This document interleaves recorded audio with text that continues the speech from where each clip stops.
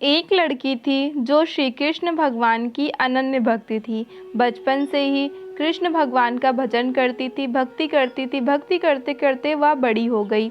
भगवान की कृपा से उसका विवाह भी श्रीधाम वृंदावन में किसी अच्छे घर में हो गया।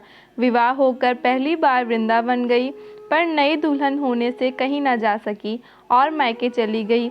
वह दिन भी आया जब उसका पति उसे लेने उसके मायके आया।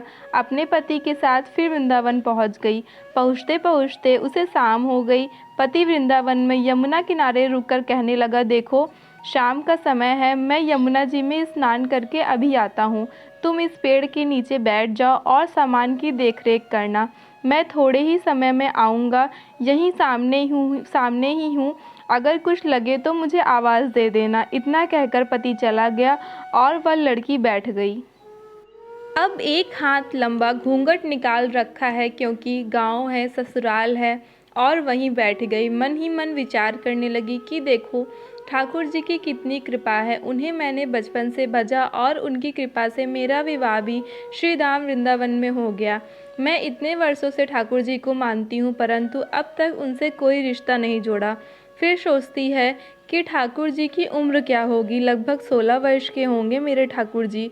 मेरे पति 20 वर्ष के हैं, उनसे थोड़े से छोटे हैं, इसीलिए मेरे पति के छोटे भाई की तरह हुए और मेरे देवर की तरह। तो आज से मेरे ठाकुर जी मेरे देवर हुए। अब तो ठाकुर जी से नया संबंध जोड़ करके बड़ी प्रसन्न हुई और मन ही मन ठाकुर जी से कहने लगी, देखो ठाकुर जी, आज से मैं तुम्हारी भाभी हूँ और आप मेरे देवर हो। अब तो समय आएगा जब तुम मुझे भाभी भाभी कहकर पुकारोगे। इतना सोच ही रही थी, तभी एक 10-15 वर्ष का बालक आया और उस लड़की से बोला, भाभी भाभी। लड़की अचानक अपने भाव से बाहर आई और सोचने लगी, वृंदावन में तो मैं नई हूँ, ये भाभी कहकर कौन बुला रहा है। नई थी इसीलिए घूंघट उठाकर नहीं देखा कि गांव के किसी बड़े बूढ़े ने देख लिया तो बड़ी बदनामी होगी। अब वह बालक बार बार कहता पर उत्तर न देती।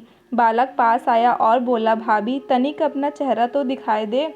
अब वह सोचने लगी, अरे ये बालक तो बड़ी जिद कर रहा है, इसीलिए कस के घूंघट पकड़कर बैठ गई कि कहीं घूंघट उठाकर देख न ले। लेकिन उस बालक ने जबरदस्ती घूंघट उठाकर चेहरा देखा और भाग गया। थोड़ी देर में उसका पति आ गया। उसने सारी बात अपने पति से कही। पति ने कहा, तुमने मुझे आवाज़ क्यों नहीं दी। लड़की बोली, वह तो इतने में भाग ही गया था। पति बोला, चिंता मत करो, वृंदावन बहुत बड़ा थोड़ी है।